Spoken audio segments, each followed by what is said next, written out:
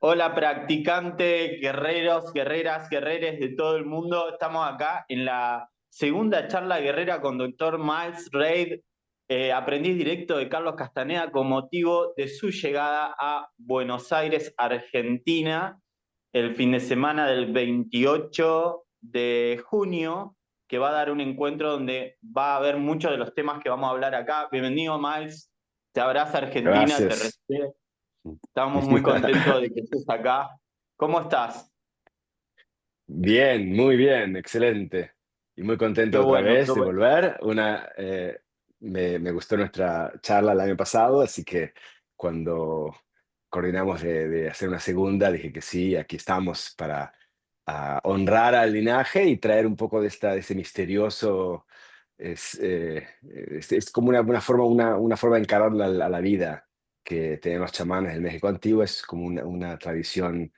Es parte de, me parece que es de eh, patrimonio mundial cultural, como sería otras tradiciones milenarias como el yoga o el budismo tibetano. Así que, Genial. Y sí, en parte el papel o la intención de esta entrevista es ampliar ese mundo, crear más material online, porque también es un mundo muy escurridizo.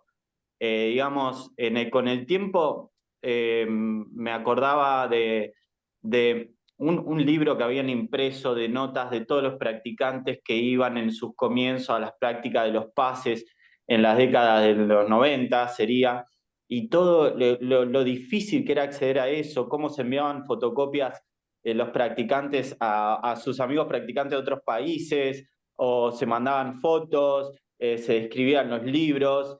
Realmente el camino guerrero tiene esa característica tan accesible o inaccesible también. Muchos practicantes que me han encontrado por internet me dicen, yo he leído Castaneda en algún momento, después te encontré a vos, y es como, sigue teniendo ese carácter de estar accesible o inaccesible, de estar ahí a un borde. Si bien el vuelo del pájaro de la filosofía guerrera pasa, este vuelo que le decían los nahuales de que pasa una vez y se te va la oportunidad, etcétera. Bueno, ahora se amplificó, el papel del nahual ha cambiado. Yo te pregunto, hoy trayendo la memoria de Castaneda, trayendo la memoria de los nahuales, eh, ¿cómo sentís que se despliega este camino en la actualidad? ¿Qué característica, qué sentís vos que estás ahí trabajando con gente en distintos lados del mundo? ¿Cuál es el papel del Nahual ahora? ¿Cómo se expresa en lo colectivo? ¿Cómo sentís que se desarrolla este camino en la contemporaneidad? gracias. Sí, está muy interesante cuál es el rol que tiene esta tradición, qué relevancia, cómo se puede incorporar o vivenciar en el mundo actual, ¿no? Y tenemos una característica, como contabas, esto de la accesibilidad. No te olvides que ha sido desde siempre una tradición oral vivencial, sin manuales, sin estructuras escritas, didácticas, sin estructuras jerárquicas definidas por ningún tipo de escritura o de reglamentaciones, excepto como un hermetismo muy dedicado de los propios practicantes que mantenían esta tradición oral viva, pero siempre fue secreta y además muy ritualística, porque así fue el chamanismo desde el comienzo. Todas las culturas autóctonas del planeta, podríamos agruparlas todas bajo el auspicio del chamanismo, que es un término unilateral de una parte del planeta en Siberia, pero que refiere a todo este conocimiento directo de interactuar con el mundo natural. Sería una forma tal vez que lo expresaría. Y eminentemente oral, eminentemente experiencial. Entonces, boom, de pronto, en realidad me parece que es una orquestación beneficiosa que esta tradición hermética oral milenaria se trajo al público, se hizo abierta justo antes, 5 minutos antes de la medianoche que entró el social media, las redes sociales y el internet a transformar cómo nos comunicamos, cómo información y cómo todas estas culturas milenarias, los secretos del planeta que habían sido mantenidos a todo nivel, ¿no? Cultural, religioso, espiritual, medicinal. Yo como médico, increíble ahora la disposición de antioxidantes del Amazonas, de Sumatra, es decir, todo está disponible en el planeta, ¿no? Entonces, todo este chamanismo está disponible y al mismo tiempo requiere o le pide al aquel interesado a que haga un acto adicional del interés, que trascienda un atractivo intelectual de algo interesante para la mente y entrar a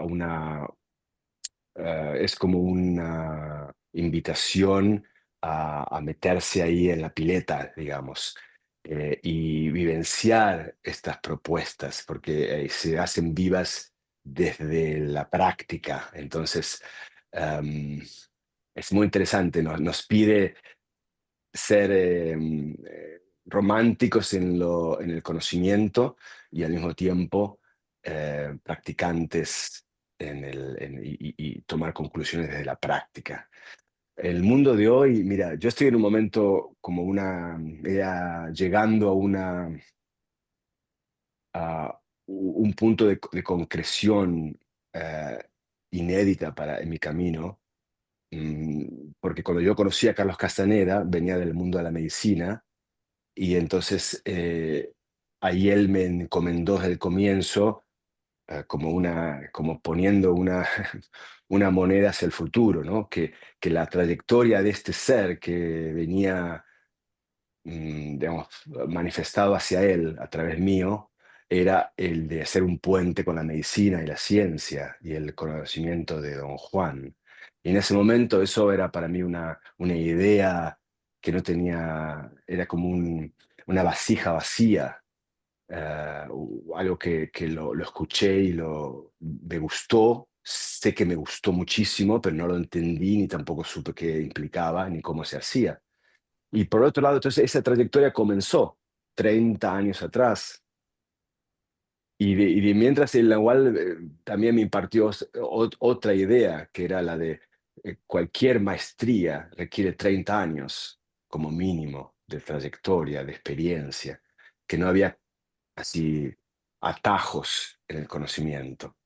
Entonces, para mí, esta idea de este puente entre estos dos elementos, la ciencia y la medicina y el chamanismo de Don Juan, era algo tan delicado, para mí tan importante que ni loco podía yo llegar a hacerlo antes de estos 30 años, ¿no? Entonces, ese forjar en esta práctica y de meterme de lleno, como lo hice cuando lo conocí a Castaneda, necesitó tiempo, ¿no? Y entonces en ese tiempo también se me hizo pequeño el espectro de la medicina clásica, la medicina occidental, la medicina alopática.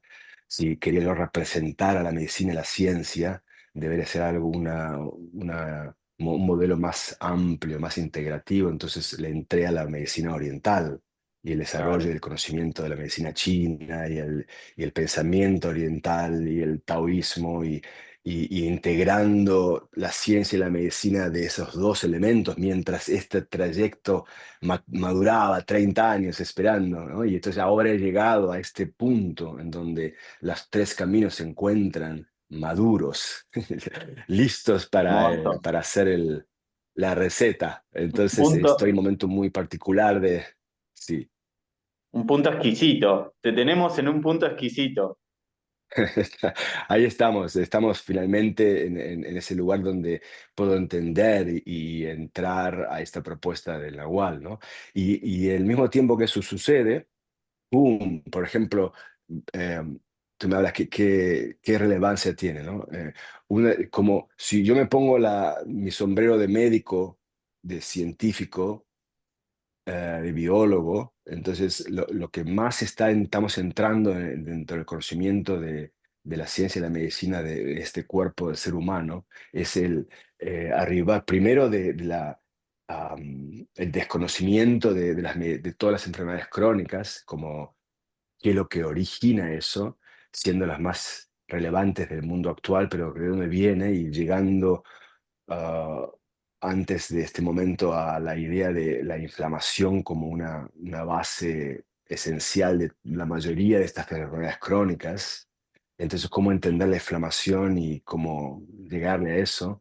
Y luego ahora estamos llegando a una nueva encrucijada, nueva, que le encuentra al punto definitivo de donde digamos, la función del cuerpo humano y en cuanto a sentirnos bien y estar, digamos, sanos, pero también en cuanto a la longevidad, ¿no?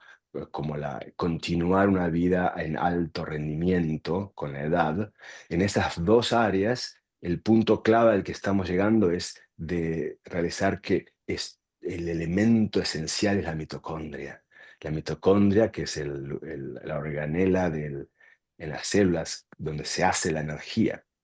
La fábrica de la energía dentro de cada célula del cuerpo es el elemento esencial y que todas las cuestiones llevan a, como causa subyacente de estas enfermedades crónicas, es una degeneración de la producción de energía en la mitocondria.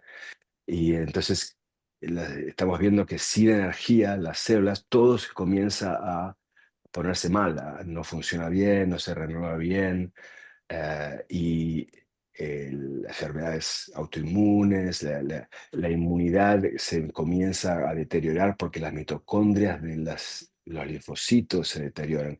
Es decir, que estamos arribando a esta idea de la energía, la producción de la energía disponible celularmente, es el esencial elemento donde posicionarnos para fomentar la salud y fomentar la longevidad, ¿no? Entonces ahí estamos desde lo científico. Y de hecho, es el elemento esencial que aprendí de Castaneda, es el manejo de la energía como el elemento esencial del chamanismo.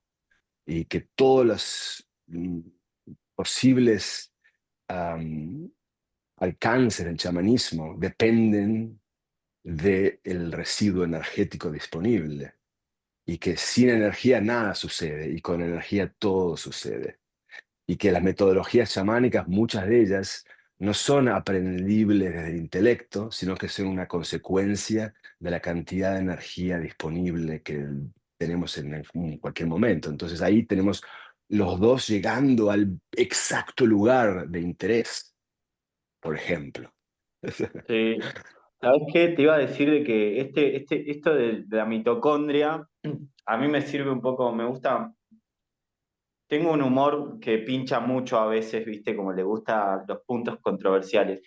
Y lo de la mitocondria yo digo de que es un poco el linaje feminista de la biología, porque se hereda, corregime si no es así, se hereda por madre y además tiene un carácter colaborativo porque tiene un ADN aparte de la célula. Entiendo que es una especie de bacteria que se sumó a este proyecto eucariota de la célula y dijo, bueno, por acá Sí, vamos a brindar energía. Entonces, un poco voy a formular la siguiente pregunta. Viendo el carácter del linaje femenino que tiene la mitocondria como punto neurálgico de esta reflexión que haces, viendo también su carácter colaborativo, ¿qué mensaje le darías? Yo veo mucho en los casos que trabajo con astrología y chamanismo, que es un poco la combinación que yo me puse a trabajar, digamos. Dije, bueno, ¿cómo me sumo al linaje? Voy, porque me encantó esa anécdota de, creo que te lo dijo abriendo la puerta de un taxi, de un auto, y te dijo, vos vas a unir medicina y chamanismo. Entonces yo me armé mi propia época y dije, voy a unir astrología y chamanismo. Dije, bueno, y en esa combinatoria tengo muchas pacientes mujeres que están trabajando muy fuertemente su linaje femenino, su despertar del útero. ¿Qué podrías decirles para impulsar ese camino, ese despertar energético? ¿Y qué relación ves entre el carácter, aunque es binario, pero el carácter femenino de escucha, de recepción, y el carácter colectivo que vemos tanto en la colaboración mitocondrial como en los movimientos actuales de este despertar femenino que hay? ¿Qué mensaje darías a ambos géneros, pero en esa matiz de colaboración y despertar uterino energético, de linaje uterino? Inclusive te preguntaría qué papel tenemos quienes somos instructores masculinos con mayoría de público femenino, porque debo decir que la mayoría de mi público es femenino. ¿Qué mensaje darías a quienes están en ese linaje uterino, en esta época donde también hay hombres que tienen linaje uterino? Recuerdo también en un encuentro que tuvimos en Buenos Aires que Castaneda decía que el chamanismo se encarga de darle a la I, ¿no? Del X e Y de los cromosomas, la patita que le falta para hacer una X, o lo que decía Don Juan de que el chamán debe forjarse un útero energético. Es como si el chamanismo tuviera una especie de cualidad trans para quienes somos testiculoportantes, de hacer un útero energético. Entonces, para rematar así la pregunta, a quienes estamos en un camino de desarrollar un útero energético o a quienes están en el camino de limpiar su linaje uterino y absorber esas cualidades de escucha y de colaboración colectiva mitocondrial, ¿qué mensaje darías? ¿Qué sentís al respecto de ese despertar que tuvo un sumum, ahora está como en retroceso y está ahí viéndose qué pasa, pero qué mensaje tirarías al respecto? Ya. Sí, yo siento un mensaje parecido, en este caso estoy en concordancia con el Agual, con Castaneda mismo.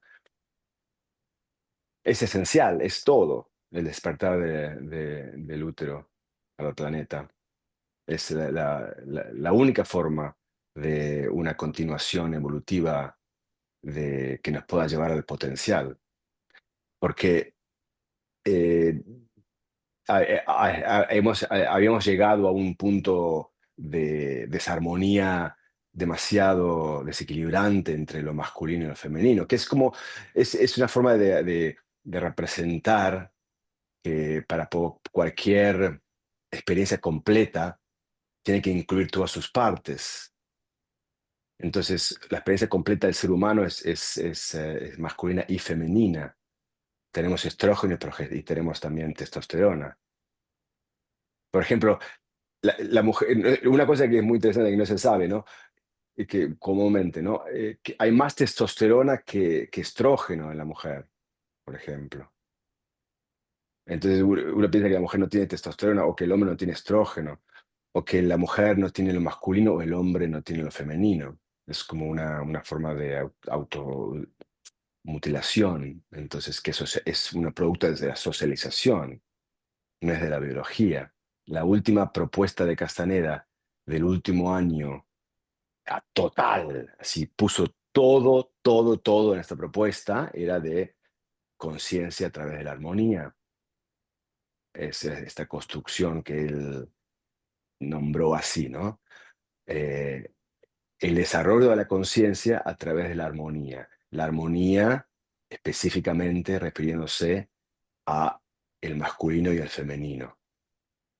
Hombre y mujer en cuanto a relación en el mundo entre seres humanos y masculino y femenino dentro de uno mismo, ¿no? En la mujer y en el hombre, independientemente. Es como decir, ¿cómo puedo encontrar lo completo? ¿Cómo puedo completarme como ser perceptivo? Necesito como hombre mi femenino, necesito mi masculino como mujer. Necesitamos los hombres y las mujeres unos del otro como planeta. Es la misma propuesta, ¿no? A nivel individuo, a nivel planetario. ¿Cómo podemos integrar?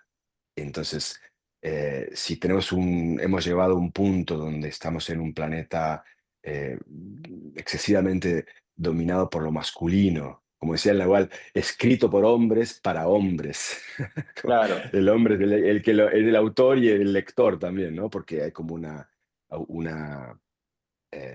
dejo de lado, ¿no? De lo femenino, que no es natural y entonces como que nos lleva a un punto donde evolutivamente nos quedamos atorados, porque el hombre no tiene el vuelo de la mujer. Es natural, el hombre, así eso puede ser, la cual decía, el hombre nos falta ADN, nos falta un pedacito, no tenemos el mismo vuelo que el femenino. Claro, Traemos elementos esenciales al femenino, pero hay ciertos elementos que no tenemos, que lo tiene lo femenino y lo necesitamos. Por ejemplo, la receptividad como una dirección de información es necesaria. Hay que mandar información, hay que recibir información. Si queremos sentir impulsos del universo, si queremos tener una sensibilidad intuitiva al mundo de energía que no es visual, es necesario desarrollar la receptividad. Y la receptividad es una experiencia eminentemente femenina. Yo hice claro, una maestría de psicología espiritual, es un programa muy particular aquí en Estados Unidos. Y el director, el creador del programa, Ron Hulnick, él hablaba sobre que le preguntaba una vez, ¿no? Que cómo podría definir lo femenino y lo masculino, ¿no? Entonces él dijo, bueno, lo masculino sería esto. Entonces una pausa y hizo así. Y dijo después, lo femenino es todo el resto. Entonces es un campo mucho más amplio lo femenino, ¿no? Entonces para la mujer, yo lo veo mucho todo el tiempo en la consulta, ¿no?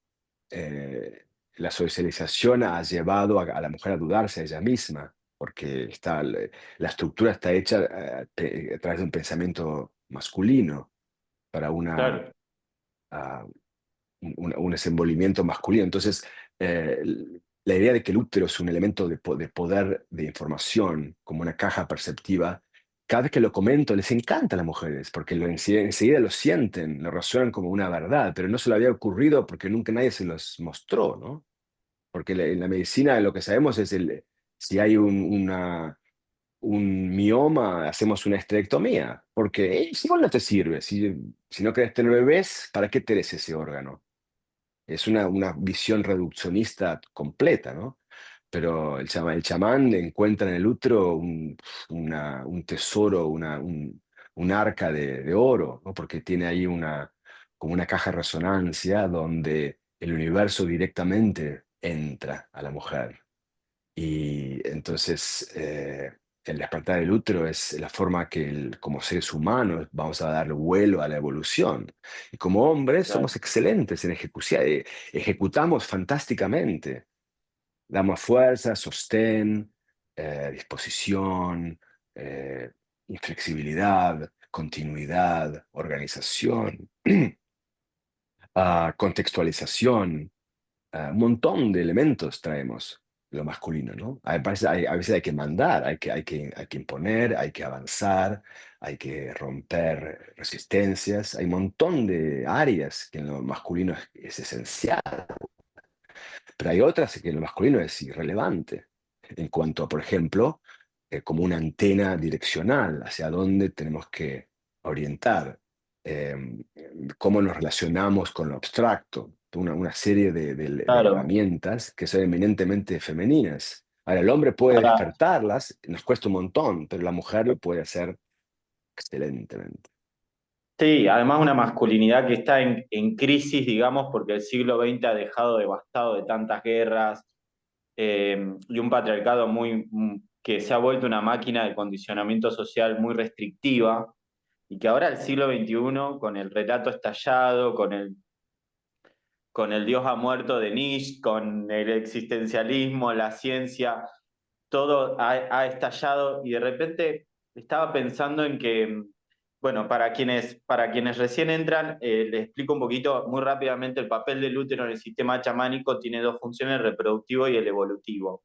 Esto se ve muy bien en el libro Donde cruzan los brujos de Tailla Velar, en su encuentro con Clara, explica ahí todo y cómo limpiar el útero a través de la recapitulación de las fibras luminosas que lo atan el patriarcado.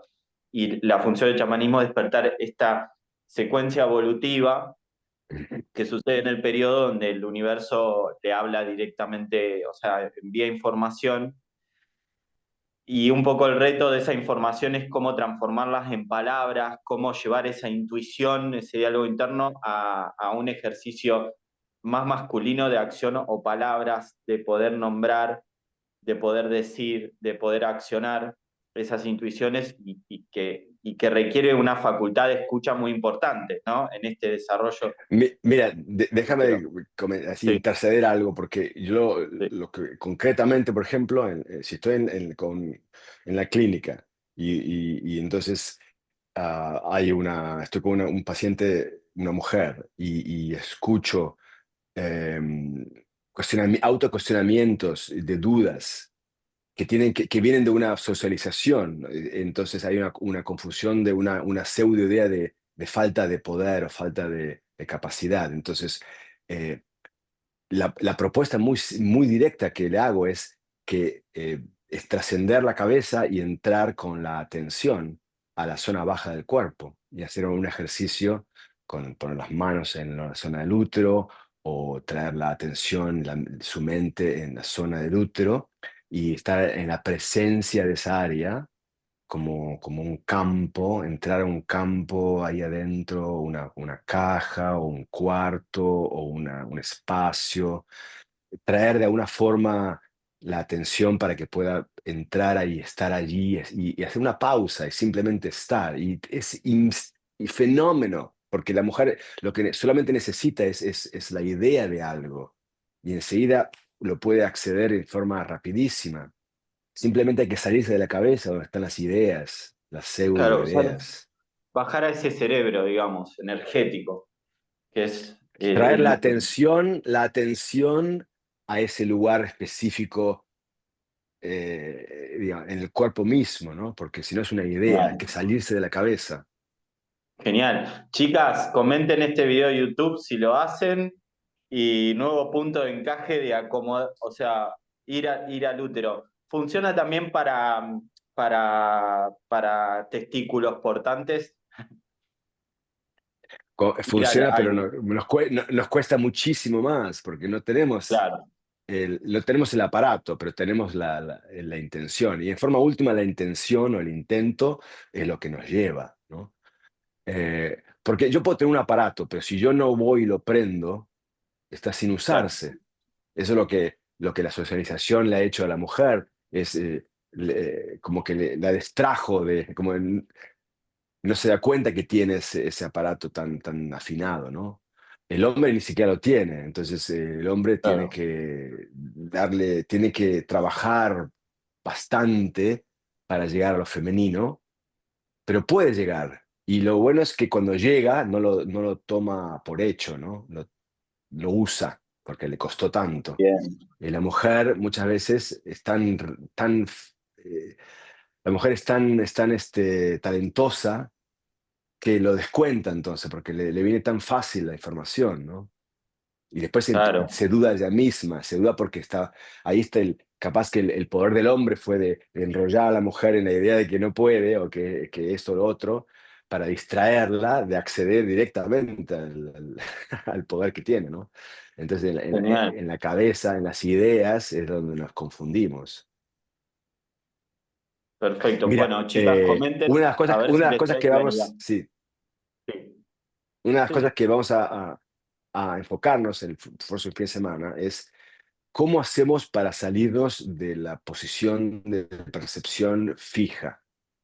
Todas estas cosas que estamos hablando son el corolario de que el punto de percepción se nos quedó fijado en un sitio, y entonces la visión del mundo, que incluye todo, está particular a ese punto perceptivo. ¿Cómo podemos salirnos a otro, donde, por ejemplo, podemos, hombres y mujeres, honrar al útero, por ejemplo, ¿no?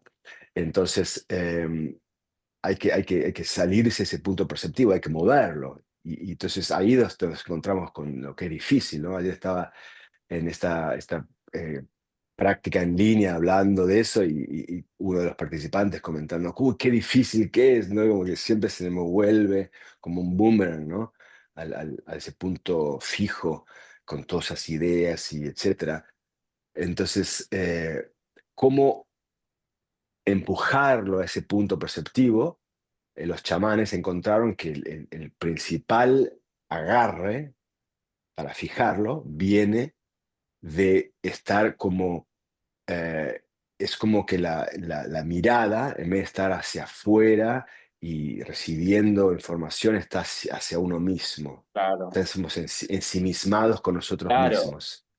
Se me venía mucho una frase, recién mencionaste el taoísmo, y una de las poemas que más me gusta es este sobre el vacío, lo vacuo, el poder de lo vacuo, que decía, de 30 rayos convergen en el centro de una rueda y es el centro vacío lo que permite que la rueda se enganche y gire con el eje. Un vaso hecho de cerámica sirve para tomar agua, pero es el vacío del vaso lo que hace que podamos poner agua y tomar. Y una casa está hecha de material, pero es el vacío de la casa y el vacío de las ventanas y de las puertas lo que permite que sea habitable. Y termina diciendo del ser, es decir, de la materialidad de las cosas, del ser, de lo definido, vienen las cosas y del no ser viene la utilidad. Y justamente me hace acordar mucho esto que estás diciendo, de que si estamos llenos de nuestros pensamientos, nuestra idea del mundo, nuestras justificaciones, nuestro diálogo interno, nuestra idea de cómo somos, ¿no? Y cómo no somos, nuestro ego fijo, que es algo muy práctico, no hay lugar para vamos a llevarlo a términos prácticos. ¿Qué películas nuevas salieron? Qué nuevas conversaciones hay en el mundo? ¿Qué material? ¿Qué se descubrió en la ciencia? Que, digamos, es un mundo maravilloso, imponente, que están pasando millones de cosas y nos quedamos con, no, a mí mi mundo son las conservas, mi mundo son los hongos y no miramos lo que sucede en materia espacial, no miramos lo que sucede. Digamos, ese Sí, vacío, ¿cómo lograr ese vacío?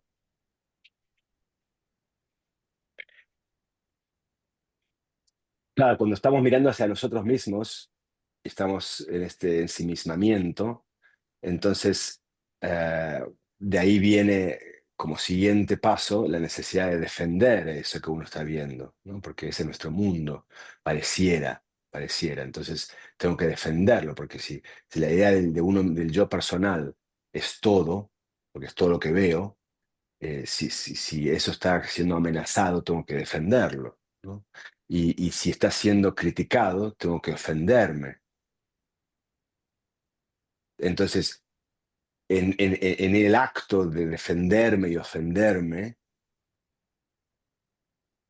de la idea de injuria de ese ser personal que pareciera estar amenazado, ahí se me atrapa la energía. Es justamente en ese acto que se me queda todo, como me gasta todo. El principal costo de energía que impide que luego el punto perceptivo trascienda ese ensimismamiento, es justamente el defenderlo y ofenderse de cuando se siente amenazado. Entonces, ahí hay que salirse de ese ciclo. Entonces, la pregunta del chamán es, ¿dónde me ofendo? ¿Dónde me defiendo? ¿Dónde me defiendo? ¿Dónde me ofendo?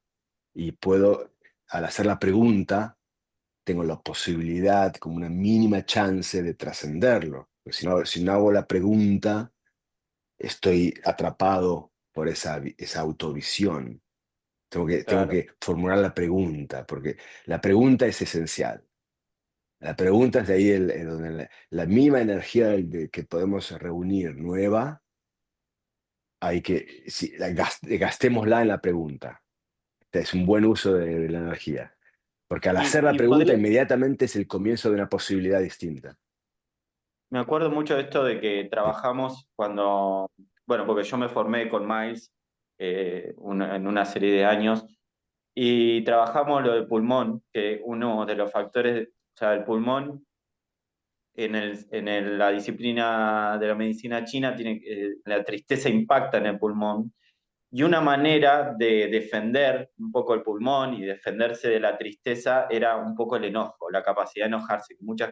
Te iba a preguntar, recién hablábamos del enojo como parte de la defensa, ¿no? Como un elemento de defensa que nos rompen la imagen que tenemos de nosotros, entonces nos defendemos y nos enojamos. que es loco, porque lo pienso en relación a la medicina china y el enojo como defensa de la tristeza pareciera que algo nos afecta, de que nos vean de otro modo que no es el que nos autopercibimos. La tristeza, hay personas que le cuesta enojarse. La tristeza también, podemos revertir la pregunta y para detectar la importancia personal, ver esos aspectos donde somos, donde nos entristecemos o nos hundimos, o la autocompasión tiene un papel, yo le llamo de trapo sucio, ¿no? Como hay gente que se vanagloria, es el Nietzsche de Zaratustra, es el camello, ¿no? Que dice, mirá todo lo que yo puedo cargar, ¿no? O las personas que compiten con quién toma más medicamentos o quién está más mal. Se aloja ahí también la importancia personal en dónde me hundo, dónde me entristezco. Es una Y pregunta. el punto, sí, está bueno, el punto común sería dónde está el foco. Si ya está excesivamente el foco en el yo personal, ¿no? Igual decía el yo, como que tres veces tiene que ser. Entonces, si hacemos un yo, está bien. Dos yo, bueno, ok, pero tres yo Claro, ya es excesivo. Entonces, el claro, yo es el excesivo, la excesiva preocupación con uno mismo. claro, Entonces, es importante la cuantificación aquí, porque no estamos hablando de que uno tiene que tener cero interés en uno mismo. O sea, es ridículo, porque entonces claro. no como, no me visto, necesito un ego sano, ¿no? Un yo está Eso, ego bien, dos sano. a veces, pero tres es Eso, demasiado. Entonces, eso ahí se es. nos caga la energía porque es demasiado excesivo y no hace falta, ¿no? Está. A ese La única punto, razón que hace falta. Ya, dime, sí, a dime. ese punto quería llegar porque, viste, el New Age, vamos al estereotipo del New Age espiritual que descubre una nueva técnica y que va por todo el mundo hablando de eso y no existe otra cosa y esta es la mejor.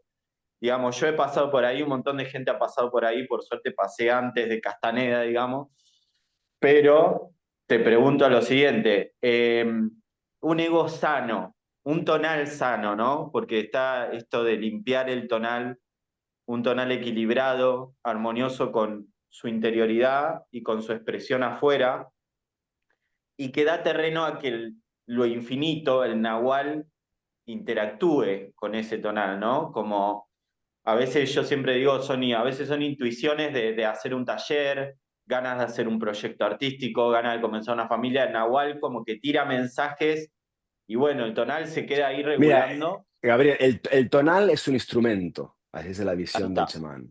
Y el instrumento tiene que ser efectivo. Entonces Eso, uno tiene que tener un tonal bien armado para que sea eficaz, efectivo e integrado. Pero ya está, eso es un ayudante, ¿no? Digamos. Es como operativo. que claro, sí, exacto. Como la cual decía, la cabeza como centro de energía es un excelente administrador, pero no lo pongas como presidente de la compañía, decía él, ¿no? Pero Exacto, tiene un buenísimo. rol extraordinario, claro, sí. Quería decirte que Exacto. con respecto a lo de las energías que comentaste, solo para aclarar, ¿no? Porque el enojo es como una fuerza, ¿no? Cada energía tiene una direccionalidad, entonces el enojo tiene una direccionalidad hacia arriba y hacia afuera. Entonces tiene su uso como para balancear cuando la energía está excesivamente hacia adentro y hacia abajo, porque es lo opuesto. Entonces, eh, lo importante con el enojo es ver cuál es el combustible del enojo. Si el combustible es balancear la congoja, una congoja real, porque se murió, una cosa así como algo así que nos trae mucha tristeza y está muy difícil Mm, trabajar con el mundo y la intención cuando está la energía para abajo y para adentro, así. Entonces el enojo nos levanta, ¿no? Para ser más operativos. Pero distinto es cuando el combustible del enojo es la ofensa, porque la ofensa claro, es, ¿qué te crees que eres? Que me dices esto a mí, que yo, que esto. Esa cuestión, ¿no? Ese combustible de enojo es tóxico. A ese hay que trabajar porque ese es una completa, digamos, un desperdicio de la energía total, 100%. total. Sí, y además de que es tan lindo cansarse de hablar de uno y empezar a escuchar, a como olvidarse un poco de nuestro relato. Yo creo que el punto exquisito de una persona que quiere cambiar es cuando está podrida de sí misma, cuando no se aguanta más, no aguanta más su cabeza, no aguanta más. Y ese punto es como, bueno, vamos a trabajar, vamos a, ya sea hacer pases, ya sea hacer astrología, como, bueno, estás en el punto buenísimo de cansarte de vos y comenzar otra cosa. ¿Qué es lo que quiero hacer ahora para salir un poquito de la dinámica de charla y ya un poco terminando? En en el, en el encuentro vas a dar una serie para trabajar la importancia personal, o sea, para combatirla y justamente bajar esto que estuvimos hablando, ¿no? Bajar el yo, bajar el protagonismo del yo, que es del Nahual Luján, que es un Nahual muy escaso en su información que hay en internet, en los libros. Entonces quería leerte esta breve, para cerrar también como esta breve cita del arte en soñar y preguntarte algunas cositas, como protagonista del chusmerío mágico, que tanto nos gusta a quienes estamos en el mundo guerrero y bueno, nos interesa un poquito, queremos salirnos del show con alguna anécdota o algo, si vos sabés, te preguntamos. Bueno, acá te lo leo. Dice, Don Juan dijo que estaba reiterando algo con lo cual yo ya estaba familiarizado, que todo lo que él era y todo lo que sabía era un legado de su maestro el Nahual Julián, quien heredó todo de su maestro el Nahual Elías. El Nahual Elías del Nahual Rosendo, él del Nahual Luján, el Nahual Luján del Nahual Santisteban y el Nahual Santisteban del Nahual Sebastián. En un tono muy formal me volvió a decir algo que ya me había explicado muchas veces antes, que hubo 8 nahuales antes del Nahual Sebastián, pero que fueron bastante distintos porque tuvieron una actitud diferente hacia la brujería y un concepto contradictorio de esta, aunque aún estaban directamente relacionados con su linaje. Bien, esa es la cita. Eso es una de las pocas informaciones que aparecen del Nahual Luján. Del Nahual Elías hay un poco más de información en las historias, del Nahual Julián también. Bien, contanos de esta serie que vamos a ver en este encuentro y qué sabés de los nahuales en general. Mm. ¿Hay algún chusmerío, algo que se puede agregar sobre esos 8 nahuales? ¿Qué relación había de Castaneda con estos nahuales, con la historia de los nahuales?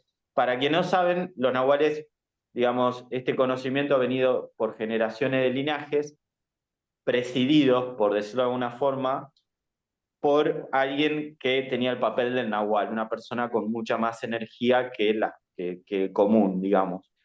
Y eso es lo que se nombra acá. Miles, ¿qué nos podés comentar sobre este linaje o que alguna vez comentó Castaneda estos 8 nahuales? ¿Cómo se armó eso en tu mítica, digamos, del linaje? En la cual estaba, él enfatizó mucho en la Luján porque él tenía una conexión directa con él. Ahí entramos en parte de lo que es el sistema cognitivo de los chamanes, en el cual el tiempo y el espacio es circular en vez de lineal, por ejemplo. Entonces yo salto de un surco a otro, puedo acceder a otro espacio-tiempo, ahora. No es que se fue para atrás o todavía no estuvo adelante, sino que es un salto de surco, como dicen ellos. Entonces, en un otro surco está el Nahual Luján en este momento, así como en otro surco está el Nahual Carlos Castaneda en este momento.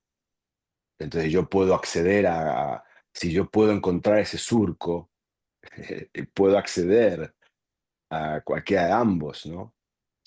Castaneda tenía una predilección en particular con el Nahual Luján, en el cual tenía una relación directa y aún, obviamente, no era en forma física, porque venía de otro tiempo. El Nahual era del siglo XVIII, de los 1700, siglo XVIII, 1700, creo que al principio del siglo XVIII.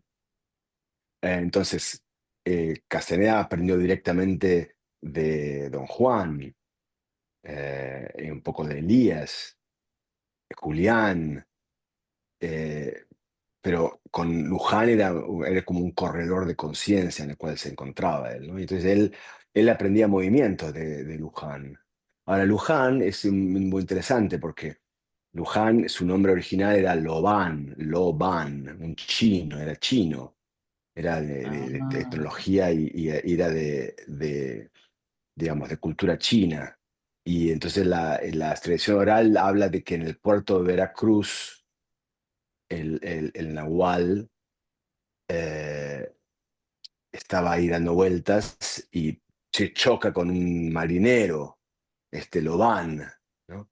Y las circunstancias de ese momento le muestran de que este marinero era la indicación del espíritu para que sea entrenado como el siguiente Nahual. Porque el Nahual es como, hay como dos requerimientos históricamente en el linaje para llegar a un punto donde uno es un Nahual. Uno es una disposición de energía, pero otro, igual lo más importante es el desarrollo de esa disposición, específicamente el entrenamiento en el camino del guerrero.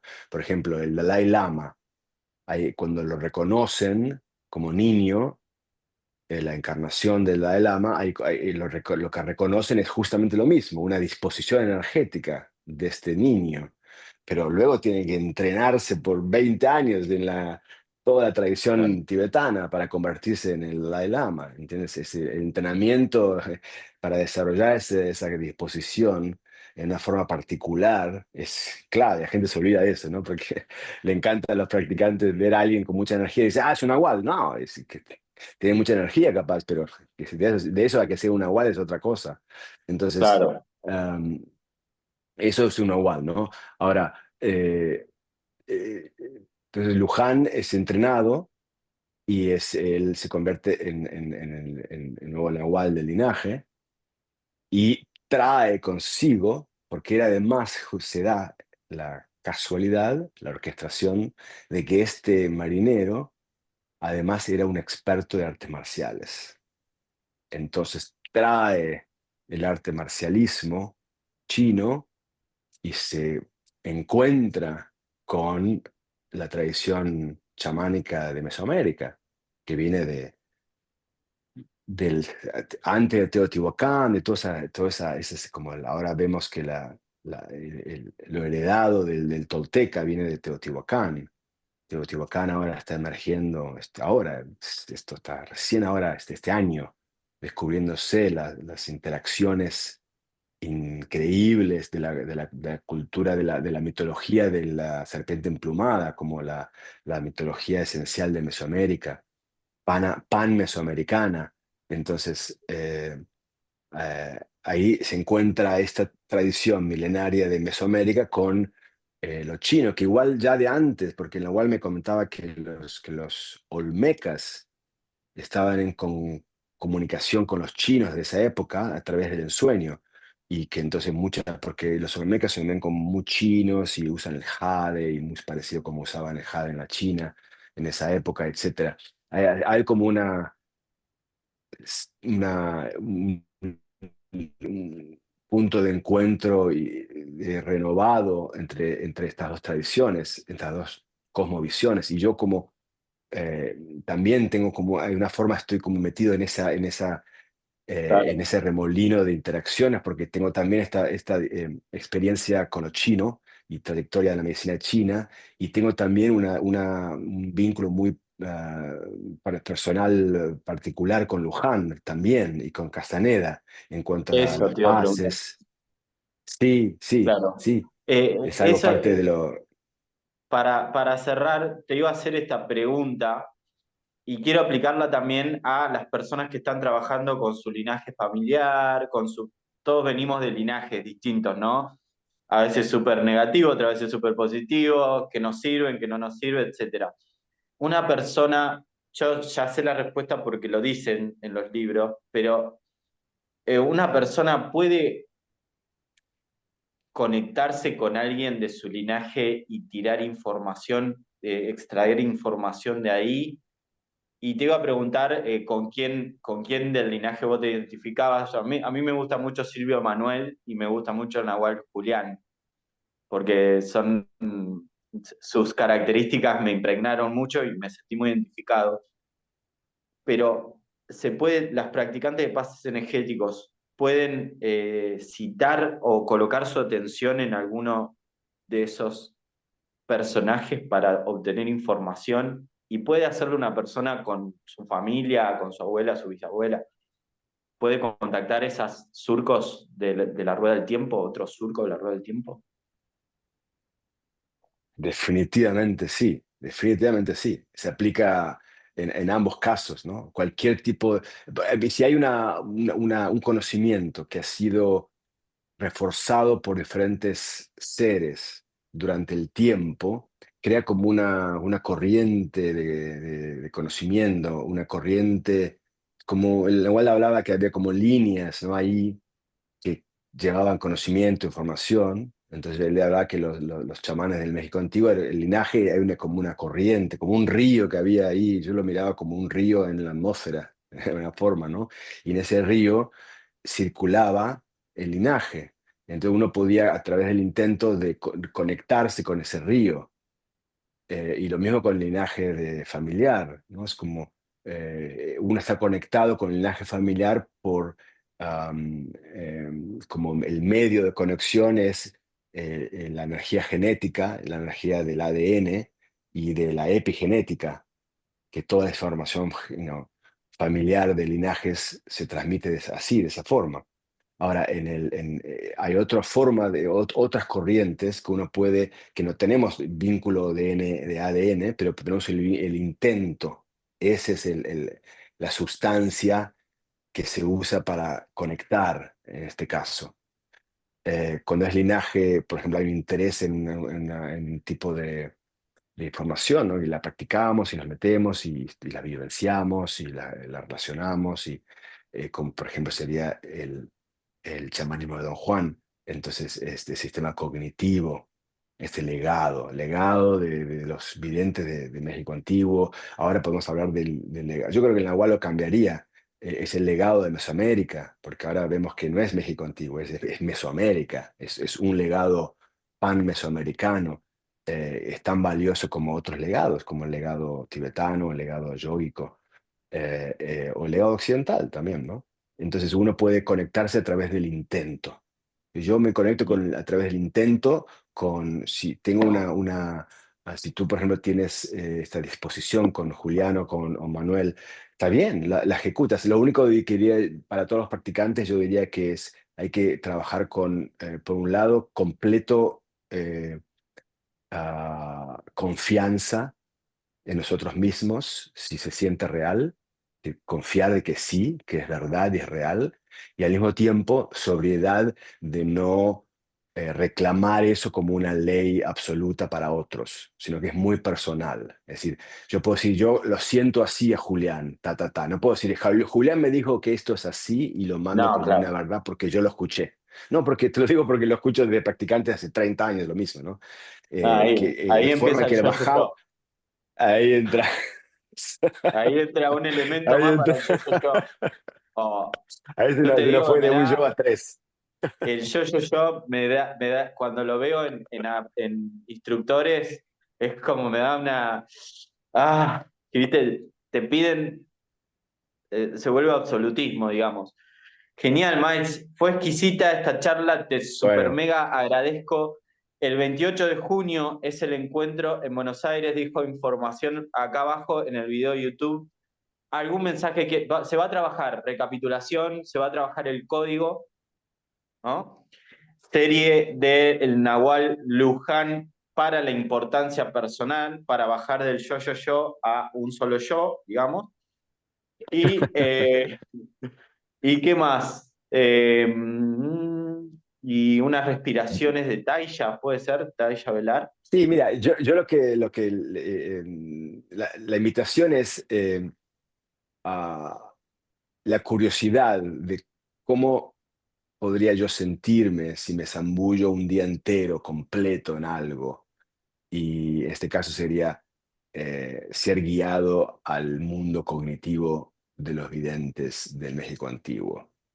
Y como si yo le entro desde la mañana a la noche en forma total y dejo mis juicios de afuera y entro a una experiencia en la cual todos estarán eh, apoyándose mutuamente y yo estaré también apoyando a cada uno y a ver a dónde vamos con ese ímpetus y qué podemos realzar del ser en forma profunda cuando hay un aspecto cualitativo completo. Entonces, en menos tiempo, pero más profundidad, con más intento, a dónde puede uno llegar. Y entonces, a ver cómo uno puede llegar a sentirse a cualquier nivel personal a través de esa experiencia. Y es como un viajecito a través de cómo uno le encara a la realidad dentro de la perspectiva de este linaje. Así sería la invitación. Hermoso. Un aplauso. Un aplauso hasta Buenísimo. dos, yo, nada más. Ah. En la Bueno, cual me bueno. decía, en la cual me decía, yo te puedo alabar, pero no te alabes a vos mismo. Claro. Sí, sí, como cuando te dicen, ay, qué lindo que son. No, sí, ya sé. No, pará. Dejá que te alaben, hacete vergonzoso y ya está. Yo hago corazoncito y ya. Recibo todo con esta señal. Hago un Me emoji. parece bien. Genial, Max. Te Bueno, agradezco un gracias, Gabriel, por montón. tenerme y Te saludos a mando un toda la abrazo comunidad. y siempre están en mi corazón. Así que les mando un abrazo a vos y a todo el linaje y nos vemos el 28. Gracias y gracias por tenerme y saludos a todos. Intento. Ahí ¡Intento! vamos. Genial, nos vemos. Chao, chao.